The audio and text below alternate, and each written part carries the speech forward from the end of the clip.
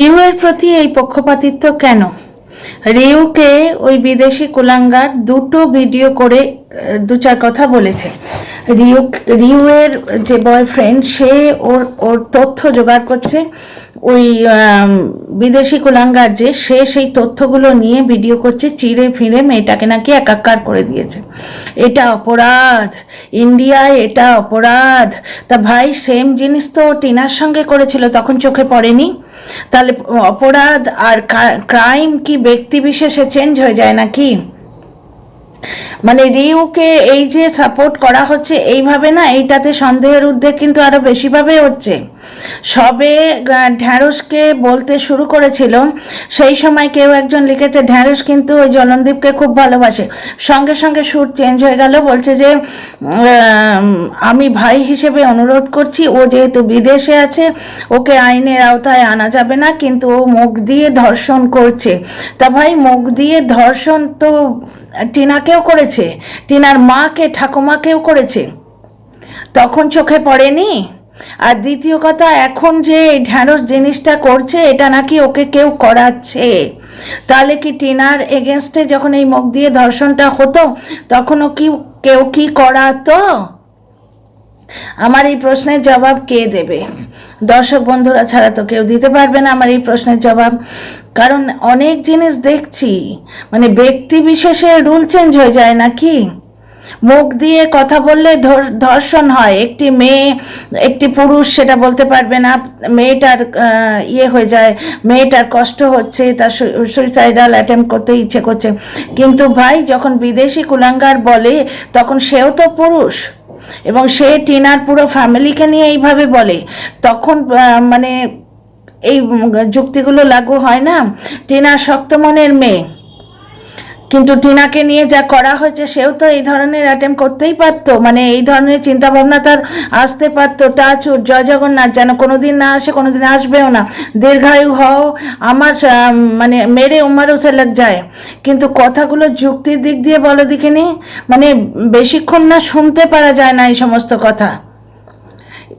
আজকে রিউকে সাপোর্ট করার এত প্রচেষ্টা দেখেই মনে হয় যে জলনদীপের ক্লায়েন্ট, জলনদীপ এর ক্লায়েন্ট, বুঝতে পারছো? তাহলে বুঝতেই পারছো যে জলনদীপের সঙ্গে কি সম্পর্ক সত্যি সত্যি আছে?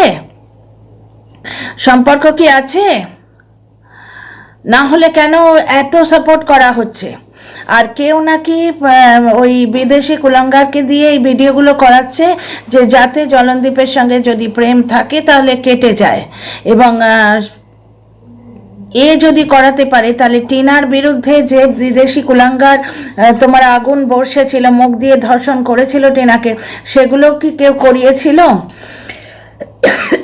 মুখ দিয়ে ধর্ষণ শুধু পুরুষেরা করে না, মেয়েরাও করে।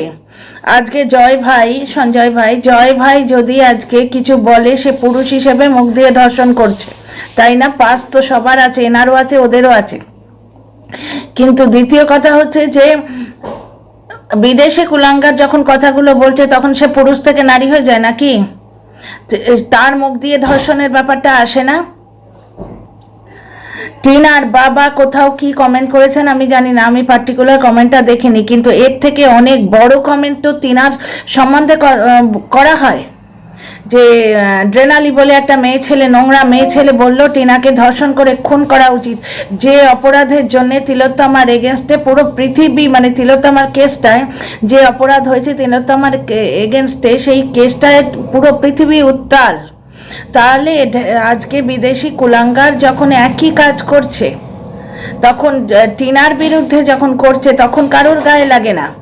আজকে ওই রিউ রাধকের বিরুদ্ধে ও দুটো কথা বলেছে, সঙ্গে সঙ্গে সেটা অপরাধ, সেটা ক্রাইম, ও বিদেশে বসে আছে বলে ওকে আইনের আওতায় আনা যাচ্ছে না।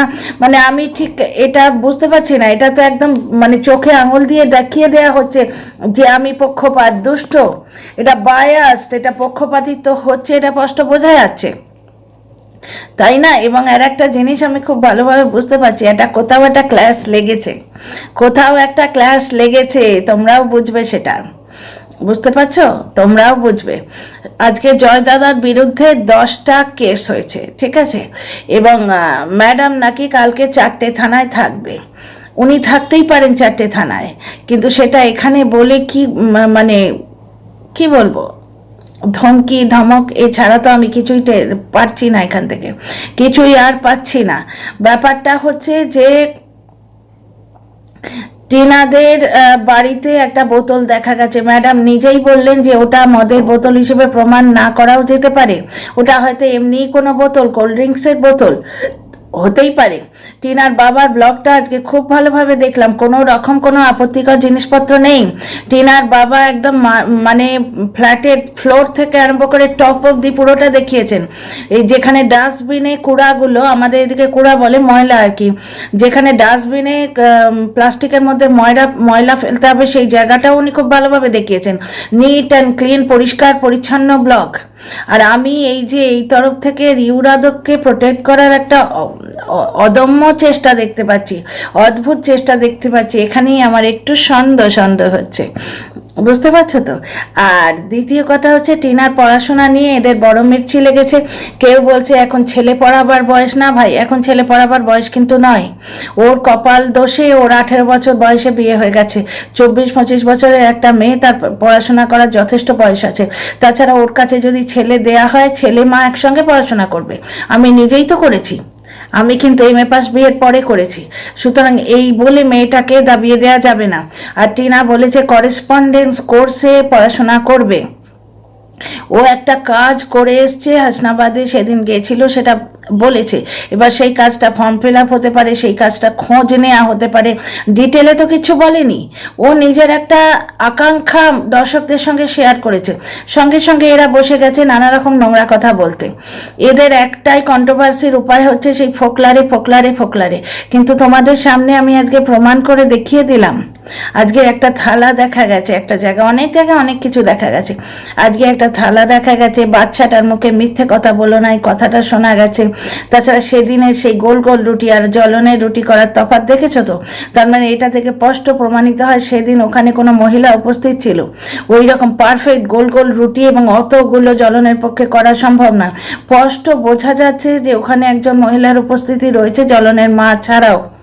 তো সেইটাইকে ঢাকার প্রচেষ্টা হচ্ছে যে দিনরাত টিনার পেছনে ফোকলারে করে। আর অনেকে বলছে যে ডিভোর্স নিয়ে নাও। টিনা তো ডিভোর্স দিতে চেয়েছিল, তখন নেয়নি কেন? দোষ করলে শাস্তি পেতে হয়, তাই না? এইটাই তো বলা হচ্ছে, লাইভেও বলা হচ্ছে, যে সব জায়গায় বলা হচ্ছে যে দোষ করলে শাস্তি পেতে হয়। তাহলে জ্বলন দোষ করেছে, তার শাস্তিও পাচ্ছে। আচ্ছা, আর একটা জিনিস এখানে বলি যে ভুল মানুষ যদি হয়, জলনদীপের কথাই দেখো, ভুল মানুষ যদি হয় দর্শকরা কিন্তু কিছুদিনের মধ্যেই তার অকাতটা দেখিয়ে দেন, বুঝতে পারছো? সুতরাং ভুল মানুষকে বা একবার ভুল বলে দিলাম, দুবার ভুল বলে দিলাম, ঠিক আছে, 2-4 জন ব্লাইন্ড দর্শক ছাড়া বাকি দর্শকেরা ভুল মানুষের ভুলটা দেখতেই পাবে। তাদের মানে সে যে ভুল সেটা তারা বুঝতেই পারবে এবং তারা নিজেরা সরে আসবে, তারা তাকে তার জায়গা দেখিয়ে দেবে। সুতরাং আমাকে আর বলতে হবে না জলনদীপ যে ভুল মানুষ, সে তো তোমরা দেখতেই পাচ্ছ, তার অবস্থাটা দেখতেই পাচ্ছ। যেখানে যত ভুল মানুষ থাকবে তাদের এইরকমই অবস্থা হবে। আর একটা জিনিস শোনো, যে ঠকায় সে তো একজনকে ঠকায় না। আমি আমার ওই দর্শক বন্ধুদের বলছি যারা অত্যন্ত উদ্বিগ্ন কোনো কারণে, যে ঠকায় সে একজনকে ঠকায় না, সে নিখাত 2-4 জনকেও ঠকিয়ে রেখেছে। সুতরাং তার শাস্তি সে নিজে পাবে। 2-4 জন ব্লাইন্ড দর্শক ছাড়া বাকি সবাই বুঝছে। সুতরাং এই টপিক নিয়ে আমার আর কথা বলার এখন প্রয়োজন হবে না, যদি না প্রচণ্ড কিছু আসে ওয়াইটিতে। এবার ট্রেন্ডি টপিকে তো কথা বলবোই, তাই না? কন্ট্রোভার্সি ক্রিয়েটারদের কাজই এটা। যাই হোক, তোমাদের যদি ভিডিও ভালো লাগে কমেন্ট করে সাপোর্ট করো আর সাবস্ক্রাইব করে পাশে থেকো।